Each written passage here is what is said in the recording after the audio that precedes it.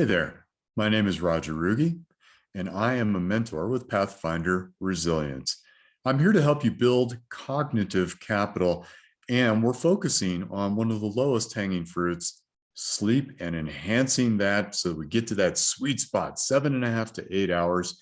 And I want to talk to you about a couple of things that we are doing to stimulate our central nervous system that can definitely interfere with our sleep. Now there's two here, and I bet you can guess what they are. You're not going to like me much for this because these are our go-tos sometimes to help us sleep. And number one there is alcohol. So a lot of us will utilize alcohol as a way to wind down on our day. We have a glass of wine or two at dinner, or a beer or a drink at the end of the day, and we utilize that as yeah, I'm letting down a little bit. But the studies show clearly even one drink prior to our sleep period will disrupt our sleep and keep us from getting to the deepest, most restorative states of sleep. Now, I'm going to talk to you about a little bit of biofeedback that you can use, technology and whatnot.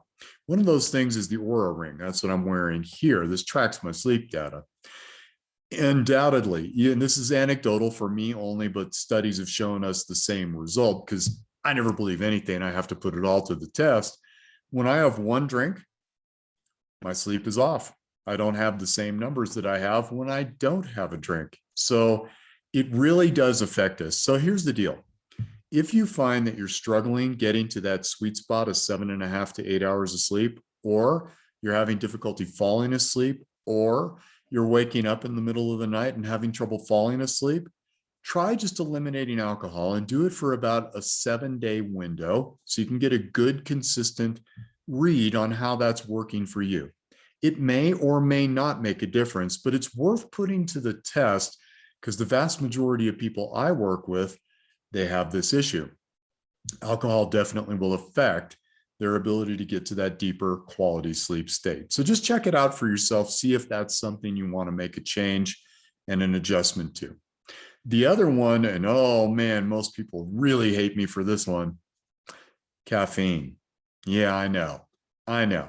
Now, I get this all the time. Roger, caffeine doesn't bother me in the least. Well, here's the deal. For most of us, if we stop our caffeine intake within 8 hours of our going to sleep time, we're okay. So you could have your cup of morning coffee or whatever shift you're on, that kind of thing, just adjust for your need. But the goal would be stop within 8 hours of your sleep period. And if you do that, typically you're going to be okay. But caffeine is a very powerful stimulant, more powerful than we really realize. Now, for some folks, and I'm one of them, 16 hours isn't enough. I'm hypersensitive to caffeine. I'm the person who could have a small cup of coffee. I'm bouncing off the walls for hours. So for me, I'm super sensitive to it. And so that's a for sure for me. No caffeine, or if I do, it's just in the morning, and that is it for the rest of the day. Now, there is a group of you right now listening to me who are going, Roger, not a problem, dude. I can drink coffee, caffeine, any kind of caffeinated beverage right up to when I go to sleep. Red flag. This is important. Please listen carefully. Caffeine is a powerful stimulant. If that caffeine is no longer affecting you, you can drink it right up to going to bed. You have two little glands that sit on top of your kidneys. They're called your adrenal glands. They secrete adrenaline. Yes.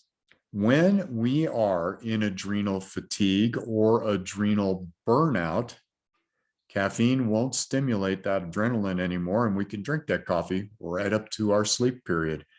That's a problem. When our adrenal glands are no longer functioning, that is for sure going to disrupt our energy overall. In fact, we have to keep dosing with an energy drink because the adrenal glands have shut down. Now, I'm not a doctor, but what I am suggesting is if you can drink caffeine right up to the point where you go to sleep, it might be time to seek an opinion from a medical professional to get some guidance on how you can restore your adrenal function back to normal, because that is not normal, friends. Drinking a cup of coffee should stimulate you significantly. And again, if it's not happening, the adrenals are in a little bit of trouble. And that's really something to pay attention to. The other thing that we want to be very careful about are sleep aids. Sleep aids and over-the-counter prescriptions from your doctor, it is unbelievable. It is a billion-dollar industry. That's how sleep challenged we are. And it's okay to take something every now and then, but the problem becomes it becomes a maladaptive coping strategy for sleep. In other words, we become dependent upon that thing to get ourselves to sleep. Really, what you're doing is masking some of the underlying symptomologies that are taking place. Now, we've been through a bunch of different things in these videos that are all designed to enhance sleep. Try those and let go of those sleep aids if you've got permission from your doctor to do so. You may have something going on that requires that. That's fine. Follow the advice of your medical professional for sure. But for the rest of us who are using over-the-counter stuff on a fairly regular basis, try some of the other sleep hacks in this series and put that aside for a minute and see if you can get yourself restored. But again, alcohol, caffeine, sleep aids, we want to reduce those, eliminate those if possible, simply because they do keep us from getting to that deep, restorative quality sleep that builds resilience and helps our cognitive capital and every other capital we can build too, right? Sleep is for sure the low-hanging fruit. All right. On the next video, I'm going to come back and we're going to talk about some of the electronic things that we can use, the technology we can use, not the ones we want to eliminate, but the ones that actually enhance our ability to get a good quality sleep. So I'll see you at the next video.